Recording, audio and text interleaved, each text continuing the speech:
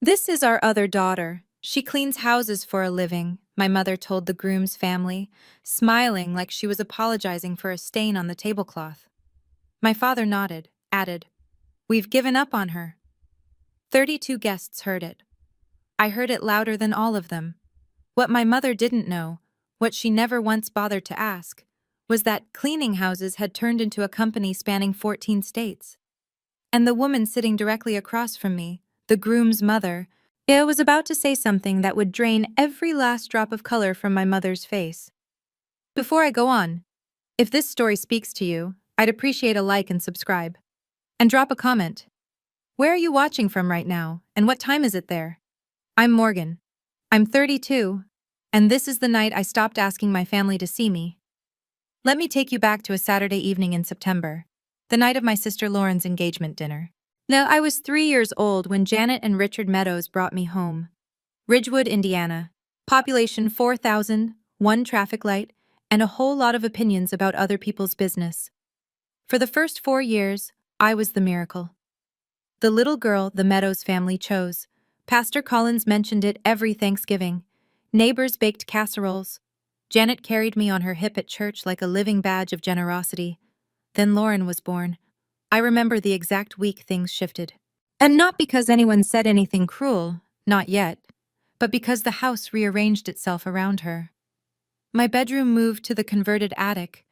My drawings came off the refrigerator to make room for Lauren's hospital bracelet, framed in pink. My car seat went to the garage. By the time I was 10, the narrative had solidified. Lauren was the dancer, the honor student, the one Janet described to neighbors as our girl. I was the other one. The project. The charity case they kept feeding. "Whoosh, we tried our best with Morgan," Janet would say at the mailbox, loud enough for Mrs. Patterson next door to hear. "Some things just aren't in the blood." She said it like she was talking about a stain she couldn't lift. Richard never corrected her, not once. He'd sit in his recliner, turn a page of the newspaper, and let the silence do his talking. That silence was louder than anything Janet ever said, because Janet's cruelty came with a smile. Richard's came with permission. And I learned early, in this house, love had a guest list, and my name was never on it. But there was one thing Janet Meadows never bothered to learn about me, and that one thing would eventually change everything. I graduated from Ridgewood High on a Tuesday. Janet didn't come. Lauren had a dance recital the same afternoon, 2 towns over. Richard said he'd try to make it. He didn't. I packed 2 duffel bags that night and moved into a studio apartment above a laundromat in Greenfield. At 18 years old, $400 in a savings account I'd built from babysitting since I was 13. I enrolled in community college, night classes. During the day, I cleaned houses. It wasn't glamorous. It was toilets and baseboards and oven grease and strangers' hair and shower drains. But it was mine. Every dollar I earned on my knees, literally. And nobody could tell me I didn't deserve it. Janet told her friends at church, "Lauren starts at IU next month." Morgan chose a different path. She said different the way people say terminal. I called home on Sundays. Janet was always busy. Richard didn't pick up. When I got my first business license, a real one, framed, my name printed in black ink, I took a photo and texted it to Janet. She replied, "Cute. One word, no period, no follow-up."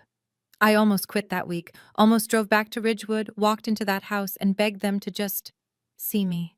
Just once. But then Grace Whitfield happened. She was 74, lived alone on Maple Court, and she was my very first client.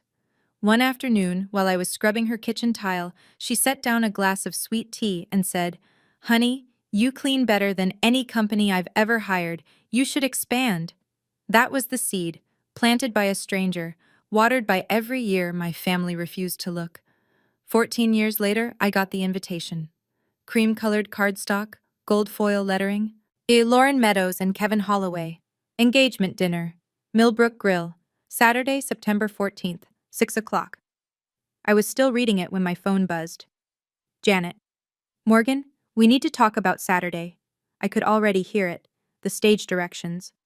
"The Holloways are very well respected," she said. "Kevin's mother runs some kind of company. Big money people. I don't want you to, draw attention." "Draw attention how?"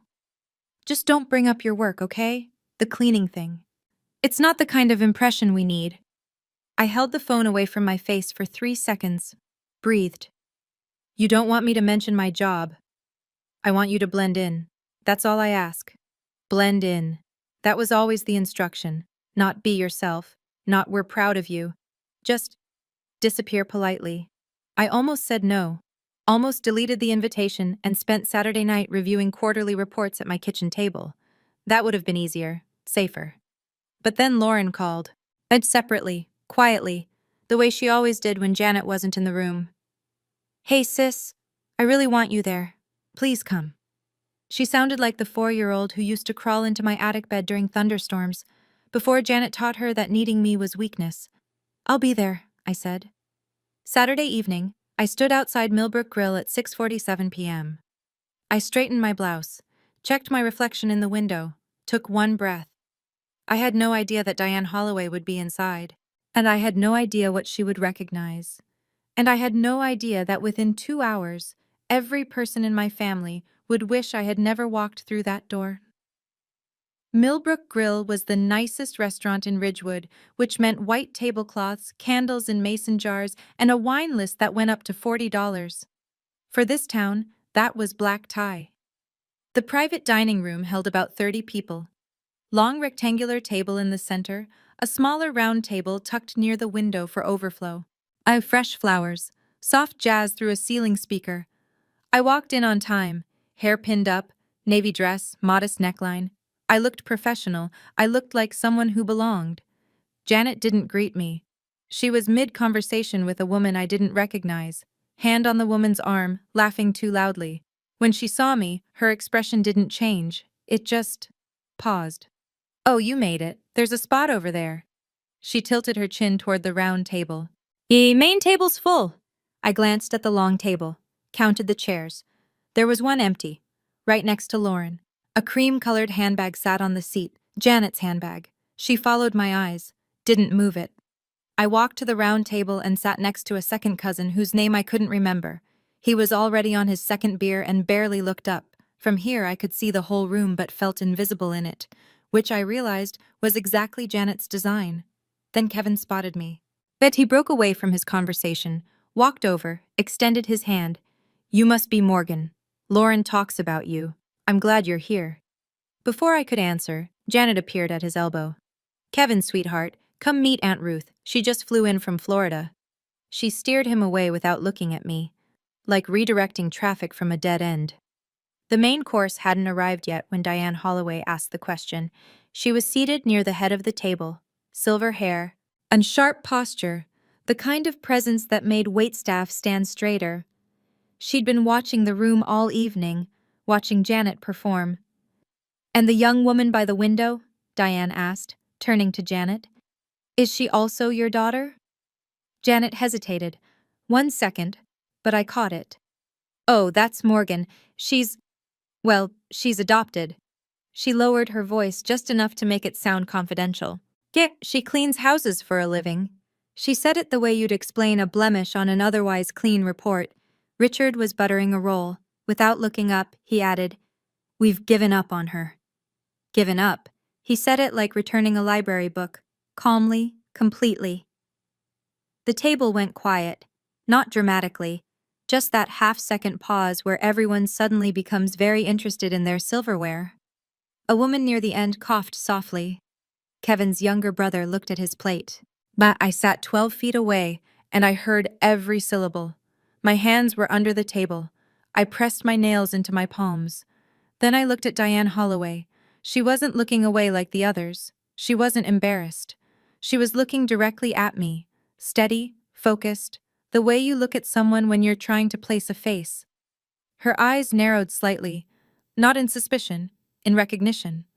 Something shifted behind her expression, a flicker, a connection forming. I didn't understand it yet, so I didn't know what she'd seen or where she'd seen it. All I knew was that the way she was looking at me was different from every other person at that table. It wasn't pity, it was something else entirely. I could leave. I could stand up, put my napkin on the chair, walk out, and never come back. I'd done it before, in smaller ways. Stopped calling on Sundays. Stopped texting photos of milestones. Stopped expecting the reply that never came. But leaving tonight wouldn't be a statement. It would just be expected. Janet would shake her head, say she's always been sensitive, and the evening would continue without a ripple. So I sat there. And I thought about 29 years. The business license. Cute. My first franchise location. A 3-bedroom office in Columbus with my name on the lease. I'd called home to share the news. Janet said she was busy prepping for Lauren's birthday brunch, the Inc. magazine interview. I never even sent it. Yet not because I was afraid she'd dismiss it. I was afraid she'd find a way to make it about herself. Well, I raised her, she'd tell the church. She'd frame it on the mantel next to Lauren's sorority photo. She'd take credit for the thing she spent 2 decades belittling. So I kept it. Kept all of it. My company, my revenue, my name in print. I kept it in a world she never entered because she never asked to. I looked across the room at Lauren. She was laughing at something Kevin said. But her eyes drifted toward me, brief, guilty. She looked away fast. Even Lauren couldn't save me in this house. She never could. But tonight wasn't about being saved. Tonight, for the first time, I wanted to know if I was strong enough to sit in the room where I'd always been erased, and not collapse. I picked up my water glass, took a sip, stayed. I wonder, why did I keep going back to that table? Have you ever kept showing up somewhere you knew you'd be treated like you didn't matter? Why do you think we do that? I'd love to hear your thoughts. Share them in the comments. Janet was 3 glasses of Chardonnay in and performing for the Holloways like her life depended on it.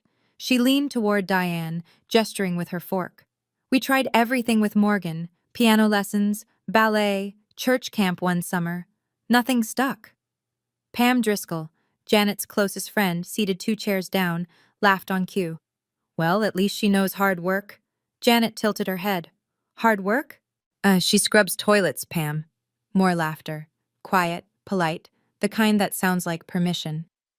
I sat at my small table, napkin twisted in my lap, and listened to my mother narrate my failure to a room full of people who didn't know me. Each sentence was a brick.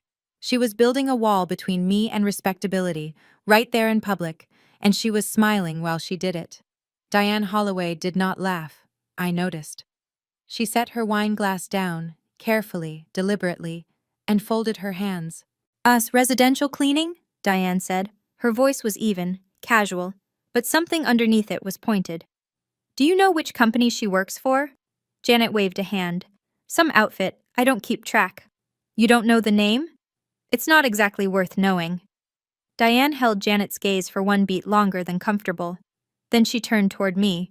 Not all the way, just a quarter turn, enough that I saw her profile shift. She was studying me. The way you study a painting you've seen in a magazine and are now seeing in person for the first time. I didn't know why. Not yet. But the air at the table had changed. Something had snagged in Diane Holloway's memory, and she was pulling at the thread. Janet didn't notice. She never noticed anything that wasn't about Lauren. The appetizers were being cleared when Janet turned the spotlight on me.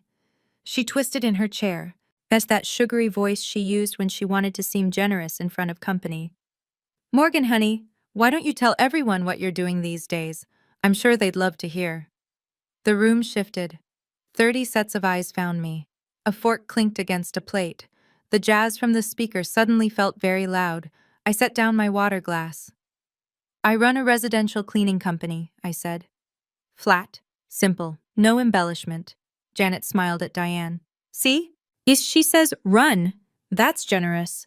A few chuckles around the table, soft ones, the kind people make when they're not sure if they're supposed to laugh but don't want to be rude. Richard shook his head slowly, a sigh that carried the weight of practiced disappointment. Don't push her, Diane. She's doing her best. He paused, took a sip of his bourbon. Her best. The repetition landed like a slap. Her best, as though my best was something to mourn. But I pressed my thumbnail into my palm under the table, felt the sting, kept my face still, and then I noticed Diane. She'd placed her napkin beside her plate. Her fingers rested flat on the tablecloth, the way someone does when they're about to stand, or about to speak, or about to change the temperature of the entire room. She was looking at me, not the way the others looked. with secondhand embarrassment or polite avoidance. Like she was looking at me the way someone looks when a name is on the tip of their tongue. Like she was one detail away from placing exactly where she'd seen my face before. It was Lauren who broke first. Barely. "Mom." Her voice was small, almost a whisper. "Maybe we don't need to." Janet turned to her daughter with the speed of someone who's been challenged in her own home. Her smile didn't waver, but her eyes sharpened. "I'm telling the truth, Lauren." What's there to hide?" Lauren looked at her plate, pressed her lips together, sat back. 28 years of training. That's how long Janet had spent teaching Lauren that silence was loyalty. And right now, loyalty meant letting our mother dismantle me in front of 30 people without interference. I didn't blame Lauren, not entirely.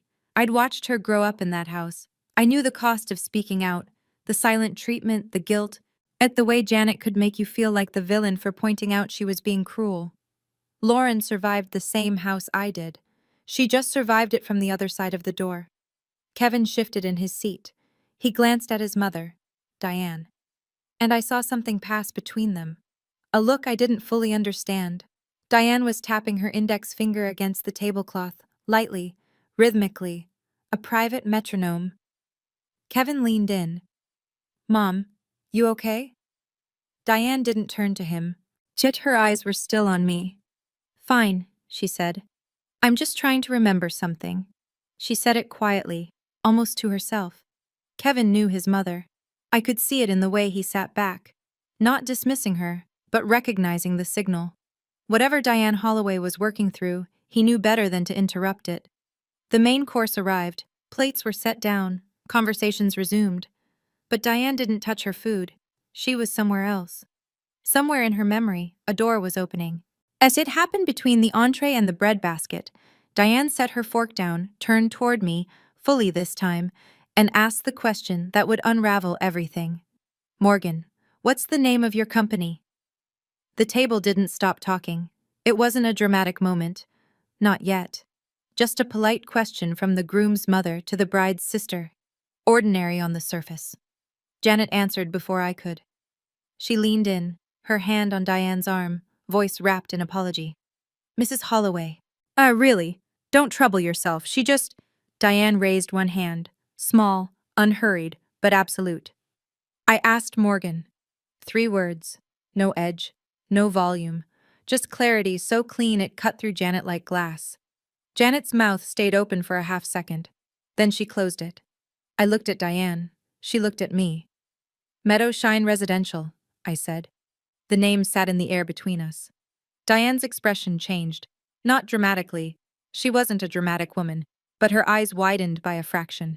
Her chin tilted, and she repeated the name, quietly, like tasting a word she already knew. "Meadowshine." She said it twice. The second time slower. Kevin looked at his mother. He'd been watching her all evening. The tapping finger, the distracted gaze, the way she'd been circling something without landing on it. Now she was landing. "Mom?" he said again. "What is it?" Diane didn't answer him. She reached for her wine glass, took a slow sip, and set it down without drinking. But her eyes hadn't left mine. She knew something. I could feel it. I just didn't know what yet. And neither, for the first time in her life, did Janet. Diane excused herself from the table. "If you'll pardon me for just a moment." She folded her napkin, stood, and walked toward the hallway that led to the restrooms. Calm, measured, the way she did everything.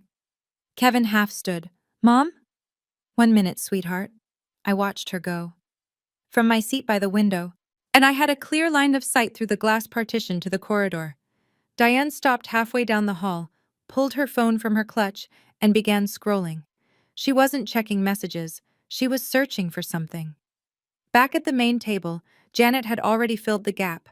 She turned to Pam and another friend, voice low but not low enough. "Thank God the Holloways are gracious people. Nobody's paying attention to, you know." A small tilt of her head in my direction. And I didn't react. I'd stopped reacting to Janet's narration of my irrelevance years ago. Instead, I kept my eyes on the hallway. Diane had stopped scrolling. Her thumb was still on the screen, but she wasn't moving it. She was reading. Then her hand came up, slowly, and touched her lips.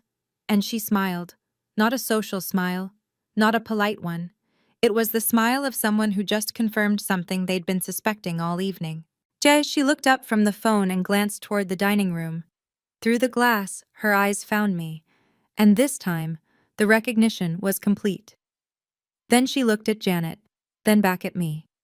She slid the phone into her clutch, straightened her jacket, and walked back to the table.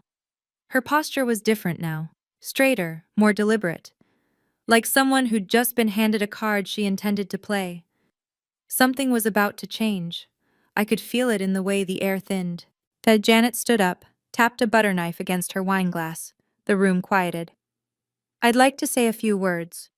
She pressed her hand to her chest, the gesture she used in church when she wanted people to know she was being sincere. "First, I want to thank the Holloway family for welcoming our Lauren with such warmth. Kevin, you are exactly the kind of man we prayed for." Kevin smiled politely. Diane did not. "I want to thank my husband Richard for being my partner through it all.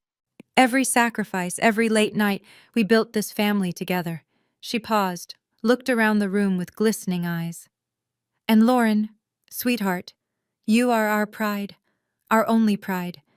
Everything we worked for sits right here, in this moment, watching you begin your life. Our only pride." She said it while I was sitting 12 feet away. She didn't glance at me, not even the peripheral kind of acknowledgement you'd give a coat rack. "Our family isn't perfect," Janet continued, her voice softening to that rehearsed tremble she'd mastered. "We've had our challenges." Now she looked at me, just long enough for the room to understand exactly who the challenge was. "But tonight is about Lauren." A few guests clapped, awkward, thin applause, the kind that fills silence because silence would be worse. Richard raised his glass. Pam said, "Hear, hear." I sat still. My face was neutral. My chest was not. Then from the head of the table, a chair pushed back. Diane Holloway stood. She smoothed the front of her jacket, placed both hands on the table. "I'd also like to say a few words," she said. And the room turned. But before Diane could speak, a man seated near the middle of the table, one of Kevin's uncles, gray beard, kind face, leaned forward and looked at me. "Morgan, right? So how's the cleaning business going? You run your own crew?" It was a genuine question. He was trying to include me. The one person at the table who saw a girl sitting alone and thought, "That's not right." Janet laughed before I could answer. "Business." She pressed her hand to her sternum. "Let's not get carried away. It's a van and some buckets." The uncle's smile faded. He looked down.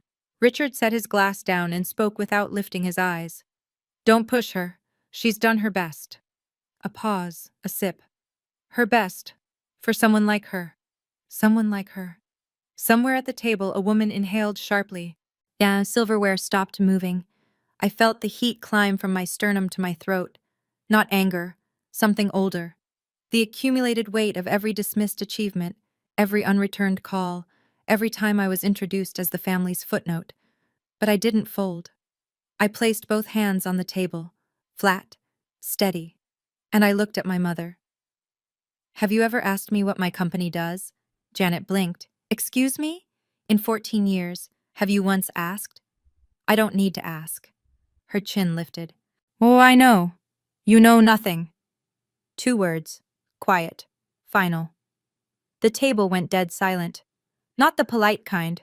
The kind where no one breathes because they're afraid they'll miss what comes next. Janet's mouth opened. Nothing came out. And at the head of the table, Diane Holloway set her napkin down for the last time. "Now," she said, "I'd like to say those few words." Diane stood with the kind of stillness that made movement feel unnecessary. She didn't adjust her jacket or clear her throat. Yet she simply waited until every set of eyes in the room found her, which took about 3 seconds. "Janet," she began, "I've listened politely all evening. I've watched you introduce your guests, give your speech, and share your version of your family. That is your right." Janet's smile tightened. "Thank you, Mrs. Holloway. But I cannot sit quietly while you speak about this young woman the way you have." Diane's voice didn't rise. It lowered, and that was worse. "Ma, not when I know what I know." The room tilted. Janet's smile cracked at the edges. Mrs. Holloway, I appreciate your concern, but this is a family matter. You don't. The issue, Diane said, is that Morgan is not a stranger to me. She let that sentence sit. Kevin's uncle leaned back. Lauren's hand found Kevin's under the table. Pam Driscoll put her wine down. Richard stopped chewing. Janet shook her head slowly. You know Morgan? Diane turned to me. Her expression was warm, but controlled. The expression of someone who understood exactly what she was about to do and had decided it was necessary. Wait, she said, half to herself, half to the room. You're the woman who… She stopped. The silence that followed wasn't the polite kind from before. This silence had weight. It pressed against the walls and the windows and the ceiling. It pressed against Janet Meadows' chest. Janet's face went white. Not pink, not flushed. Dull white. The color of someone watching a door open that they thought was locked forever. And Diane Holloway was about to walk right through it. Morgan Meadows, Diane said. Meadowshine Residential.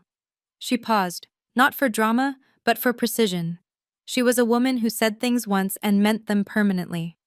I read an article about you in Inc. magazine last year, feature piece, 30 under 40, Franchise Founders Edition. The room didn't gasp. It did something worse. It froze. As 30 people suspended between their salad forks and their assumptions. Janet let out a short breath. What? Diane continued, her voice measured and unhurried. Your daughter owns and operates a residential cleaning franchise. 14 states, 87 employees at last count. She tilted her head, as if recalling a specific paragraph. Annual revenue. If the article was accurate, approximately $2.8 million. Someone at the far end of the table whispered, Million? Janet gripped the edge of the tablecloth. That's not… She couldn't… She did. Diane folded her hands in front of her. And I should know, because I'm one of her investors. The sound that followed was not silence, but it was the opposite. The sound of 30 people recalculating everything they thought they knew about the woman sitting at the overflow table next to a second cousin with a beer. Richard set his bourbon down too hard. The glass hit the plate rim and tipped. Amber liquid spread across the white linen in a slow, dark bloom. He didn't move to stop it. He just stared at me like I'd walked in speaking a language he didn't know existed. Lauren's hand went to her mouth. Then Kevin's younger brother let out a low whistle and immediately tried to cover it with a cough. Janet sat down, though she was already seated. Her body just sank, like the scaffolding holding her up had been quietly removed. Diane sat back down. She didn't rush. She addressed the room the way she might address a board meeting, factual, composed, without malice. I manage a portfolio of luxury rental properties across the Midwest, she said. 2 years ago, and I needed a reliable residential cleaning partner for our units. Standardized quality, scalable, professional. I found an article about a company that had grown from a single operator to a multi-state franchise in under a decade. She looked at me. That company was Meadowshine. That founder was Morgan. She paused to let the information settle, then continued. I reached out. We met. I was impressed, not just with the business, but with the person behind it. I invested. We've been working together since. Then she added almost gently, I had no idea she was your daughter, Janet. In fact, Diane's voice softened by a shade. She never once mentioned her family. That sentence did more damage than the revenue number. I could see it land across the table, the quiet understanding that I hadn't been hiding my success from my family. I simply had no family to share it with. Janet's voice came out cracked. Morgan, why didn't you tell us? I looked at her. At the woman who'd spent 29 years turning away, who replied cute to the first real thing I ever built, who placed her handbag on the empty chair beside Lauren so I couldn't sit there. You never asked. 3 words, the shortest sentence I said all night, and the heaviest. Kevin nodded slowly, not in agreement with anyone, just processing. Lauren sat motionless, tears sliding down her cheeks. Not jealousy. As something worse, the slow dawning recognition that she'd been standing on a stage her mother had built by tearing me down. It happened like a tide turning. 1 person, then 2, then the whole room. Kevin's uncle, the one who'd asked about my business, turned his chair toward me. 14 states? How'd you manage that?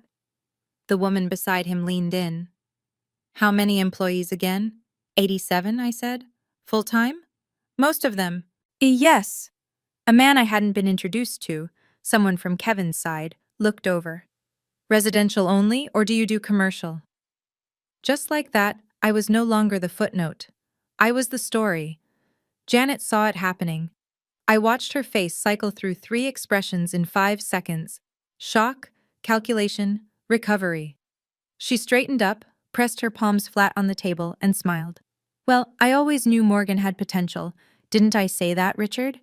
I always said she had something in her. She reached for Diane's arm. We've always supported her, of course. Every step of the— Janet. Diane's voice was quiet, almost kind, which made it worse. 2 minutes ago, you told this table your daughter's business was a van and some buckets. She let the silence do its work. Everyone in this room heard it. The room didn't move. The jazz from the ceiling speaker played a soft piano bridge that no one listened to. To Pam Driscoll, Janet's closest friend, the woman who'd laughed at every joke tonight, slowly slid her chair 6 inches away from Janet. The wooden legs scraped against the floor. In the silence, it sounded like a door closing. Janet opened her mouth, closed it, opened it again. Nothing came out. Richard stared at a water stain on the tablecloth where his bourbon had spilled. He hadn't wiped it up, he hadn't said a word, and for the first time in 29 years, Janet Meadows had no script. I looked at my mother then, really looked, and I wondered, did she ever actually love me? Or was I just a background character in the story she wrote for Lauren? Why does a mother choose to humiliate her own child in public instead of admitting she was wrong? I still don't have the answer. Maybe you do. Let me know in the comments. I stood up. Not fast, not dramatically. I folded my napkin, placed it beside my plate, and pushed my chair back the way you do when dinner is over and you have somewhere to be. The room went still. I didn't come tonight to prove anything, I said. My voice was steady. I made sure of that. I came because Lauren asked me to, because she's my sister and I love her, and I wanted to be here for her night. I looked at Janet. She was gripping her wineglass so hard her knuckles had gone pale. But I won't sit at any table where my existence is treated as an embarrassment. I let the sentence land, didn't soften it, didn't follow it with an apology. Then I turned to Diane. Thank you, I said, not for telling them about my company, but for asking me, when no one else did. Diane held my gaze. She nodded once, firm, warm, the kind of nod that says everything it needs to. I looked at Lauren last. She was still crying, trying to hold it together, Kevin's hand on her back. Tile, my little sister, who used to climb into my attic bed because she was afraid of thunder. Lauren, I love you. I wish you every happiness. I paused, swallowed. But after tonight, I need space. Lauren nodded. She didn't argue. She knew. I picked up my jacket from the back of my chair, walked past the long table, past the 30 people who'd watched my mother erase me and were now watching me leave with my back straight and my name intact. I didn't slam the door, I didn't run, and I didn't look back. The parking lot was cool and quiet. September air, crickets. I sat in my car for 7 minutes before I turned the engine on. Lauren called at 11:14 p.m. I was sitting on my couch in sweats, holding a cup of tea that had gone cold 20 minutes ago. I almost didn't answer. But the phone buzzed 4 times, and I could feel the urgency through the screen. Hey, I said. Sis? Her voice was raw. I need to tell you what happened after you left, she told me. And after I walked out, Janet tried to recover. She's always been dramatic. You know how it is with— She gestured vaguely toward the door. Nobody responded. Nobody laughed. Nobody nodded. Diane turned to Kevin and said quietly, We'll talk at home. Her tone wasn't angry, it was cold, which, as Lauren put it, was somehow worse. Richard attempted damage control. He leaned toward Diane, voice low, almost pleading. Mrs. Holloway, please, don't let this affect— Diane cut him off without raising her voice. Mr. Meadows, I'm not judging your daughter, I'm judging how you treat her. Lauren said the room physically shifted after that. Chairs angled away from Janet. Conversations started and ended in whispers. 3 couples left early, citing babysitters, headaches, Long drives, excuses wrapped in polite smiles. Janet went to the restroom. She was in there for 12 minutes. When she came out, her mascara was smudged. Yes, nobody mentioned it. Lauren said, "Sis, I've never seen Mom like that. She looked small." I didn't feel satisfaction. I want to be honest about that. I felt tired. The kind of tired that lives in your bones, not your body. "I hope she's okay," I said. And I meant it. Then I added, "But I'm not coming back." Lauren was quiet for a long time. Then, "I know. Ridgewood is the kind of town where news doesn't travel. It arrives. Before the breakfast dishes are cleared, everyone already knows." By Monday morning, the story of the engagement dinner had spread through every Bible study group, hair salon waiting room, and produce aisle in a 12-mile radius. The details varied. Someone said I owned 100 employees, someone else said Diane Holloway wrote me a check on the spot. But the core was always the same. Janet Meadows humiliated her daughter in public, and it backfired spectacularly. And Janet had spent 15 years building her reputation as the backbone of the women's ministry at First Covenant Church. She organized the canned food drive. She coordinated the Easter egg hunt. She was the first to sign up for every committee and the last to leave every potluck. That Tuesday, 2 families quietly withdrew from her prayer circle.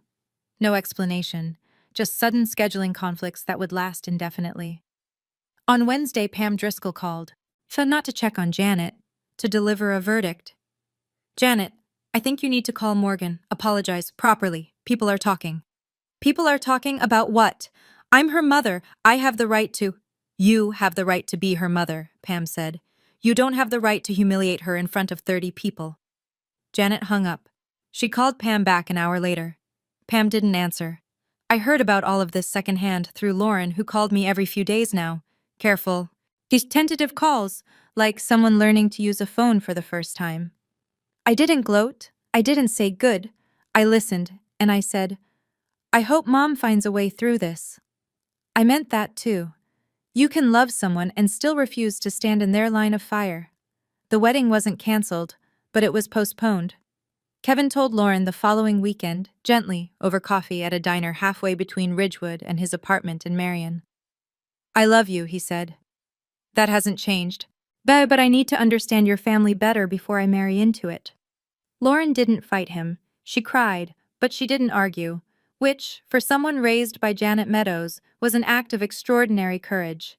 Kevin proposed a condition: family counseling. A neutral therapist, 6 sessions minimum, before they set a new date. He wanted to understand the dynamics he'd just witnessed. He wanted to make sure they wouldn't repeat themselves. I'm not asking you to choose between me and your parents," he said. "I'm asking you to see what I saw." Lauren agreed. Diane, meanwhile, had her own conversation with Kevin, over the phone, the night after the dinner. "I'm not opposed to Lauren," she told him. "She seems like a good person, but the way that family operates, if they do this to their own daughter in public without blinking, what would they do to a daughter-in-law?" Kevin didn't have an answer. That was the point. When Janet heard the wedding was delayed, she didn't call Lauren. She called Richard. "This is Morgan's fault," she said. "She ruined the whole evening. She always has to make it about herself." Richard said nothing. He was learning that his silence, the one that had protected him for 30 years, now worked against him. Because silence, it turns out, is only comfortable when nobody is listening. And now, for the first time, everyone was. And Janet spent the next 6 months blaming me for a problem she'd set in motion 29 years ago. Some habits don't break easily, even when they should. Diane and I met for coffee the following Thursday. Her choice. A quiet bakery in Marion, away from Ridgewood, away from the noise. She ordered a black coffee. I ordered the same. She looked at me across the small wooden table and said something I didn't expect. "I owe you an apology." I shook my head. You told the truth." "I told the truth publicly, without asking your permission first." She wrapped both hands around her mug. "I should have pulled you aside, given you the choice. Instead, I reacted to your mother's behavior and, well, I made a decision on your behalf." I let that sit for a moment. Then I said, "If you'd asked me beforehand, I probably would have said, 'Don't bother.' I've spent my whole life not correcting people about me. And how has that worked out?" I almost smiled. Not great." Diane sipped her coffee. When I invested in your company, it was because you were smart and the numbers were solid. That hasn't changed. She set the mug down. But after that dinner, I respect you for something else entirely. What's that? The way you left the room. No shouting, no tears, no retaliation. You just stood up and walked out with your dignity intact. She paused. That's rarer than people think. I stared at a knot in the wooden table. Yeah, you ran my thumbnail along it. I learned something from being underestimated my whole life, I said. The best response isn't proving them wrong. It's just building, quietly, consistently, and letting the work speak. Diane smiled. The work spoke plenty that night.